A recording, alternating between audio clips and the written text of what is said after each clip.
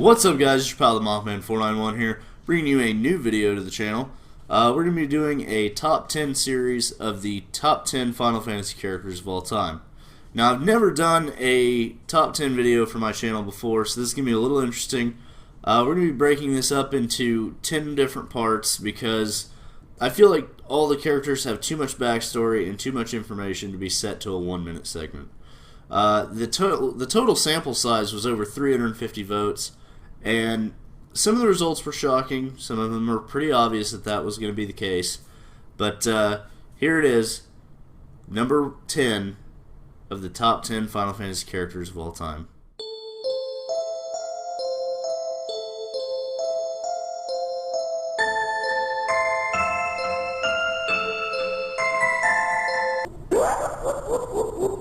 Most villains talk about taking over or even destroying the world, but few ever come close or even pull the job off quite like Kefka Palazzo. Successfully destroying the world and leaving it in ruin is all in a day's work for this insane villain. But is he just a psychopath? Or is there some sort of tragic tale behind the actions of this madman? With one of the most iconic laughs and personalities in the Final Fantasy series, Kefka is easily one of the most famous villains of all time. His love for killing the innocent and his non-stop drive to become a god make him the most interesting villain I've ever encountered in my lifetime as a gamer. Kefka's appearance is that of a court jester or clown. He can also be seen in the Dissidia fighting game series wearing the same outfit, albeit complete with voice acting and a little less intimidating 8-bit laughter. Sometimes even being compared to DC Comics and Batman villain the Joker, destroying and killing out of pure whim. The comparison can definitely be made between these two psychopaths. So let's get a little history lesson on Kefka Palazzo. The first experiment in a long line of Empire-created Magitech Knights, and also the court mage of the Gestalian Empire, Kefka was experimented on prior to the beginning of Final Fantasy VI. This infused him with the ability to use magic, but as a side effect, caused him to snap mentally and become the nihilistic psychopath we see today. His hatred for the world and everyone in it only grows throughout the game. He begins the game as a weaker, even cowardly character, controlling the half-human, half-Esper Terra Bradford and via device, and sending her to capture an Esper from the frozen village of Narshe. This fails when the Esper awakens to find Terra there and dispatches her guards and damages used to control her. When Terra doesn't return, Kefka is tasked with recovering her and bringing her back to the Empire. This starts the game and gives you the first glimpse into Kefka's true madness as we see flashbacks of him using the device on Terra. Kefka begins his destruction early by attempting to burn down and murder everyone inside Figaro Castle, ultimately failing when the castle is hidden underground and non-accessible. His next stop is Doma, where he, along with a battalion of Empire Knights and General Leo Kristoff, plans to siege Doma, but General Leo would like to keep the casualties to a minimum. Kefka plots to poison the kingdom behind Leo's back, and when Leo is called away by Gestalt, Kefka does just that.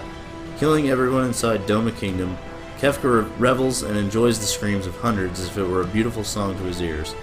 This is where we really start to see his descent into complete madness. He goes to Narshe himself this time, and when attempting to steal the Esper there again, he is defeated. Scenes such as this one show that even though Kefka is very powerful, he is not without his flaws or struggles. It could be said that he levels and grows along with the story, which is not something we've seen a whole lot of. Usually the end boss is an all-powerful being and you just see the monster at the end, but Kefka descends into madness and ascends into godhood alongside the party's struggle for survival. Kefka is later seen torturing Espers and bragging about how much power he is gaining from them, while the Returners and a resistance group tasked with taking down the Empire spy on him in the Magitech research facility. He is also heard talking about reviving the Warring Triad goddesses, which he believes will make him a god. The Warring Triad are legendary goddesses that were alive several years before the beginning of this game. The Warring Triad were 3 goddesses of magic that created the Espers to have magical power and abilities and were destroying the world through their intense battles. Deciding that the fate of the world was at stake, they petrified themselves and tasked the Espers with protecting the balance of the world. Kefka plots to upset this balance, drain the goddesses of their power, and become an all-powerful god so he can destroy the world and everyone in it.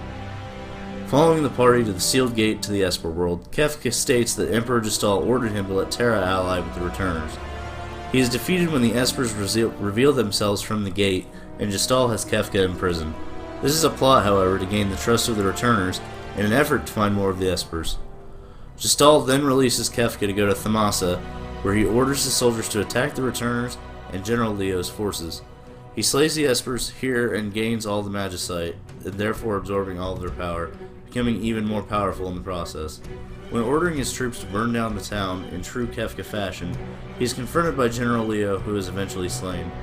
Before Leo's death, however, Kefka reveals an illusion of Emperor Gestal, admitting he set up Leo to acquire more Magicite. Kefka says Leo will be remembered as a traitor as he takes his last breath, showing once again that he takes pleasure in other people's sorrows and demise. The sealed gate then opens and Espers descend upon Kefka, although his newly acquired powers are too much for even the wave of Espers to handle, and they are eventually dispatched and absorbed. Kefka comes that much closer to achieving god status he has been searching for. The gate is now open, and Kefka and Emperor Gestal find the Warring Triad statues. This causes the land of Espers to ascend in the sky and create the floating continent. Celeste, General turned Returner, who up to this point has been mysterious in her intentions, is asked by Kefka to strike down the Returners to show she's still loyal to the Empire. Celeste instead elects to stab Kefka, proving that he is still very much human in nature. Enraged by what he perceives to be her betrayal, he runs into the field of the Triad. Despite the Emperor's threats and warnings, Kefka and the Triad strike the Emperor down, throwing his body off the floating continent. He then moves the statues, disrupting their balance and causing the end of the world. Shadow pins Kefka in between two of the statues, allowing the party to escape, but the world has already started his transformation into the world of ruin, giving Kefka exactly what he's been wanting. Kefka drains the power of the Warring Triad, and in doing so becomes a god himself. He builds a massive tower out of the destroyed world and then uses his Light of Judgment to destroy all who oppose him. In true godlike fashion, a cult rises up in the destruction, worshipping their god Kefka. He guards his tower with newly created monsters in an effort to keep people who may challenge him away. From the top of his tower, Kefka can be heard saying the views of life is meaningless and that destruction is the only true way of the world. He states that he takes great joy in destroying precious lives and that destruction is his form of fun. Kefka is then fought atop his tower by the party, raising a disfigured tree-like being that has multiple tiers and stages of what appears to be Kefka's internal struggles and psychosis. A popular fan theory suggests that the tiers are symbolic or a reference to Dante's Divine Comedy about the travel of the stages of the afterlife: hell, purgatory, and heaven. At the final stage of the Divine Comedy, Dante meets God. This can be seen when the party finally reaches the real Kefka and fight him to the death. Kefka is eventually defeated, and as the god of magic, magic and espers are destroyed along with him. Kefka is also portrayed as a true psychopath to the FF6 version in the Dissidia series. He can be heard using the words destroy a lot, and actually mocks the heroes and villain of the game whenever the intro to battle scenes are played. He appears to be a little more Joker-like in his tone and actions through this fighting series as well, but some of this just may be the interpretation of the character after all these years. In FF6, he appears as more of a psycho who doesn't play around. He definitely does mock the party and human life in general, staying true to the source material. It is my thoughts that Kefka was one of the most tragically set up villains in the series as he was experimented on, and since the process was not as perfect as it was in the beginning of the game, Kefka suffers from being in the wrong place at the wrong time. Don't get me wrong, at no point do you feel sorry for Kefka, as he does not do anything redeeming or selfless, but he does have a tragic backstory that created the monster we see today. Well guys, there you have it. Kefka Palazzo, number 10 on the top 10 Final Fantasy characters of all time list. You guys voted, and I'm going to deliver. Don't forget that you can hit me up on Twitter, Instagram, and Facebook. Those links will be down below. Currently, I am doing a blind run-through of Final Fantasy IV. I've never played it before, so I know nothing about it. No spoilers, no guides, no YouTube videos. All on my Twitch channel. I've enjoyed bringing this video to you. The editing process was a little long, but I'm bringing this video to you to give you the top 10 Final Fantasy characters of all time. Thank you for watching, and as always, don't forget to stay awesome. I'll see you in the next video.